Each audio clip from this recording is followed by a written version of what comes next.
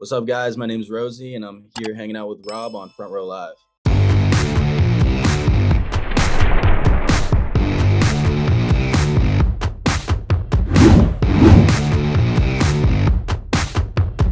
Congratulations with the new single Fever Dreams, and I love this like new take in your sound that you're doing with these last two tracks.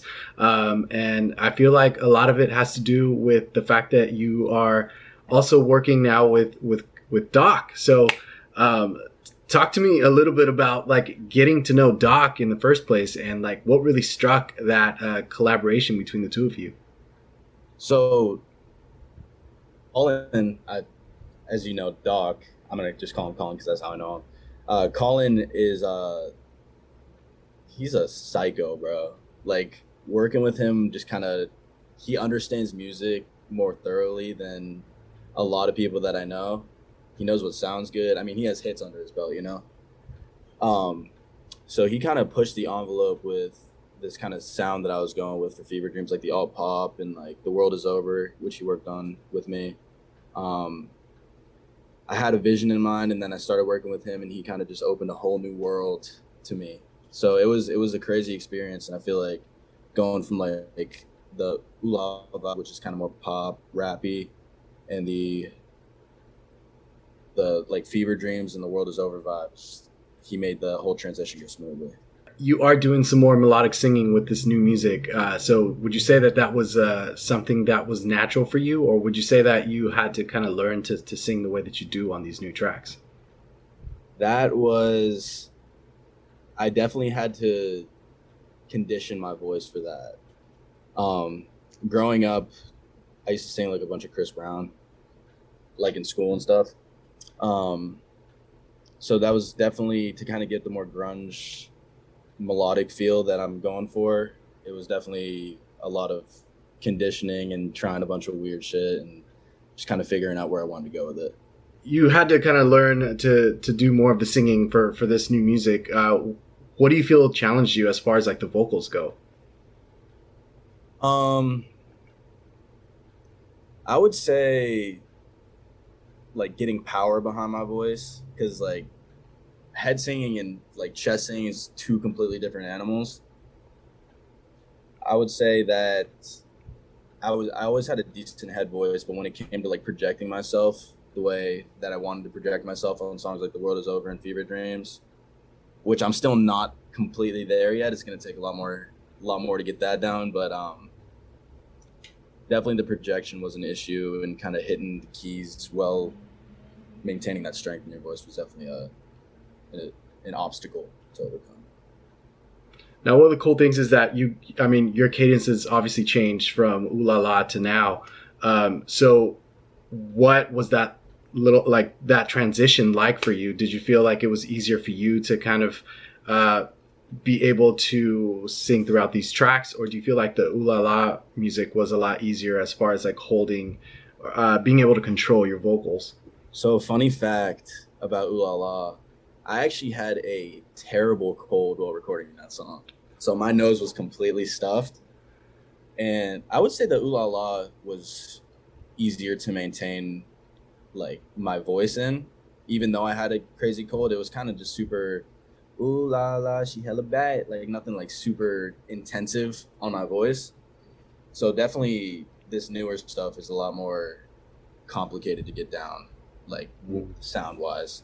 And I've been working on a bunch of stuff, kind of pushing myself a little bit to try to get the sound that I've been going for. I've been listening to a lot of Aries and like Posty and just kind of because Posty has a crazy voice, Mhm. and that's something I kind of want to strive for is getting like those vibratos and all that stuff down to enhance my music.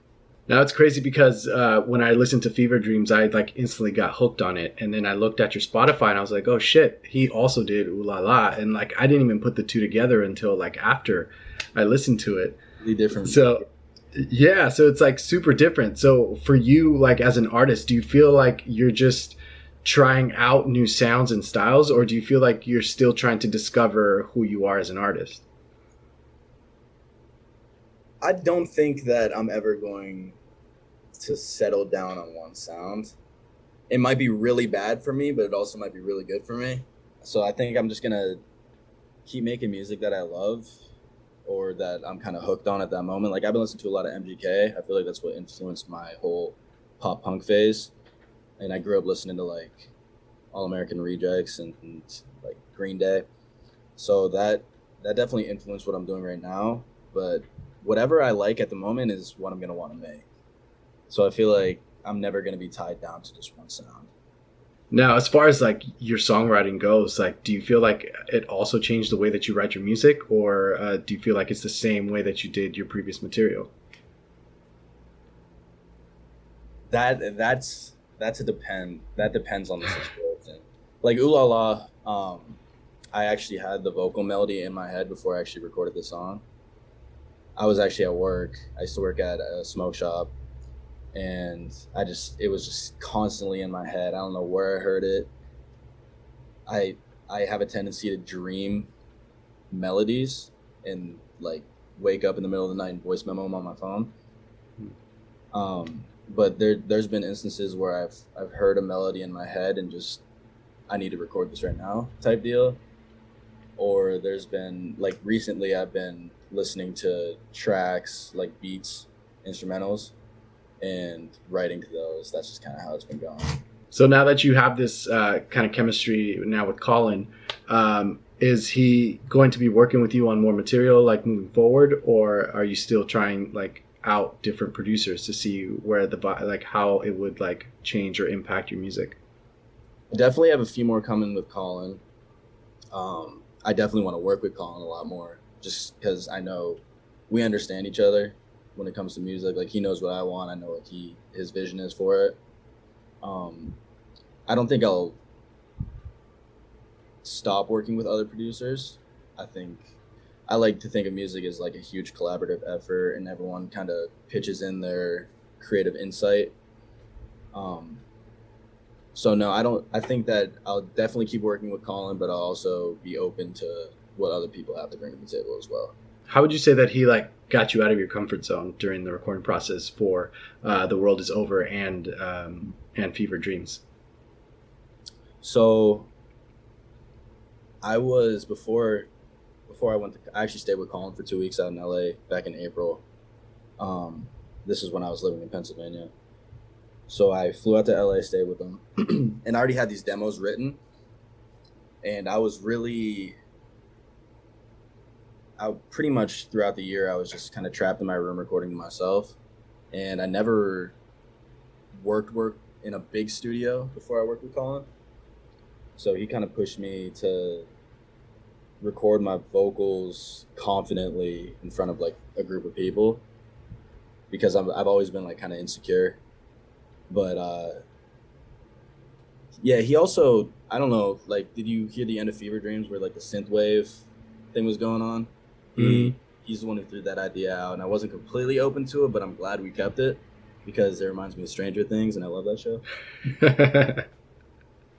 And that, I mean, it's good that you mentioned that because that was going to lead to my next question, where it's like you have so many different sounds on these last two songs.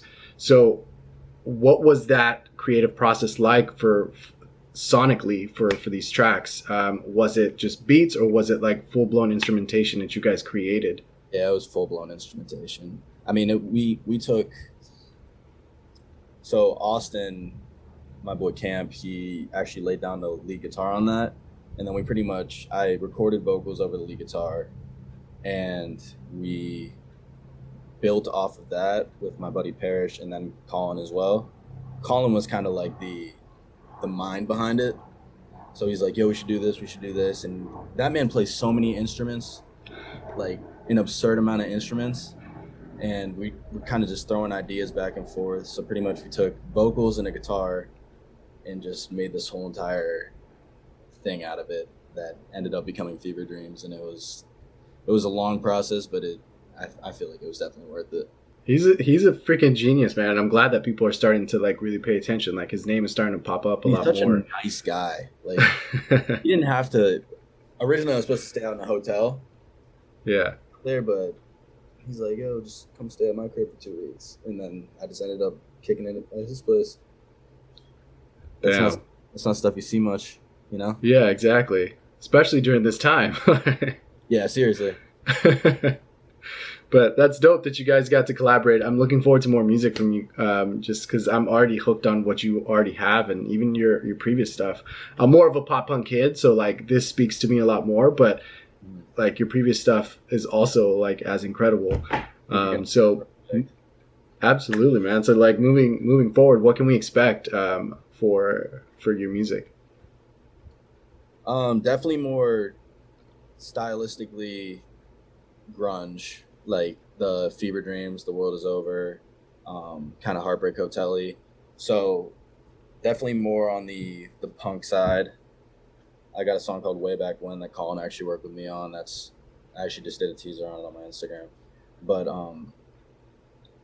I definitely enjoy doing the pop punk stuff a lot right now. So I mean, kind of going back to what I said before, whatever I feel like making and love at that time, that's what I'm gonna do. So definitely keep it in that world. Awesome, dude. Well, thank you for taking the time, and looking forward to doing this again soon. Yes, sir. Thank you for having me.